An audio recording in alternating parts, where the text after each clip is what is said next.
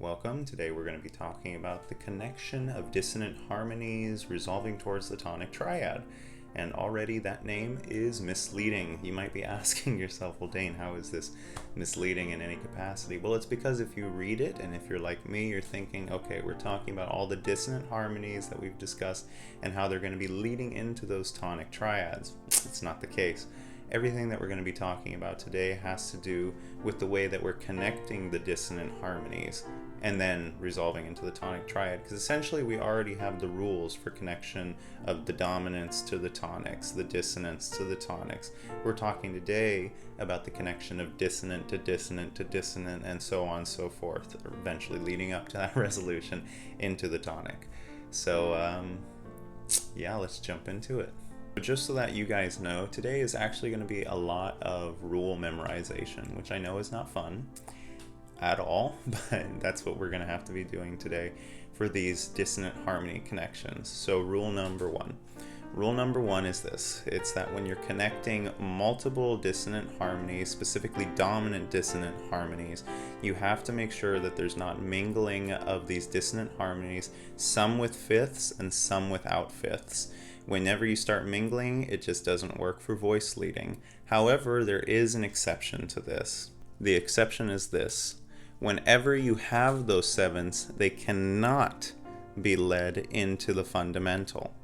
So you can have the mingling so long as the seventh does not lead into the fundamental in the preceding and postceding chords. However, even this exception has an exception, and that would be any instance where you have that fundamental being led into from the seventh whenever it's in the alto voice. Weird. The best practice that can really be illustrated here is essentially just leaving the fundamental alone for the most part and keeping the seventh in the same voice irregardless of its inversion. Now if we're talking about a chord of a ninth being led into a chord of a seventh, we always have to have the ninth of that ninth chord be led into the fundamental of the seventh chord, whatever it is. So when you have a minor chord of the seventh, the only thing that you can do with this chord is when you have the seventh being led into the seventh of the next chord. Again, odd. Now we come to the diminished chord of the seventh. When we have this chord and it's preceding the dominant chord of the ninth for a very specific reason here, we actually have to have this seventh descending into the fundamental of that dominant chord of the ninth.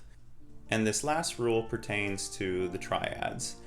How so? Any type of seventh chord built off of the fifth or seventh scale degrees can be led into the dominant triads found in those scales. However, the only way that this can happen is when the seventh of either of those seventh chords built off the fifth or seventh scale degree, the seventh, is led into the fifth of that dominant triad. Now remember, like everything else, contrary motion is always going to be our friend through all of this voice leading. Now, there's going to be new figured bass symbols also, but instead of explaining them here, I'm just going to leave them in the notes for this week's page, which you can always find on my website.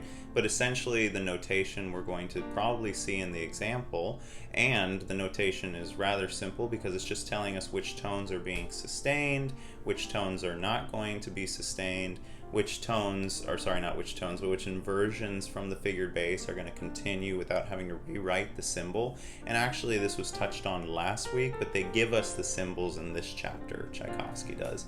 So I don't know why he did that, or his student did that, but that's how it worked out. So anyway, we can jump into the example now. So what you can see in this example is actually me filling out the figured bass and then at the end choosing to amend the parts, so that way it seems that there's more continuous voice leading. Particularly, you'll see the symbols that we haven't seen, such as the horizontal lines that indicate the continuation of tones, and also figuring out in which places the specific rules we touched on today need to be applied. Other than that, here's the example.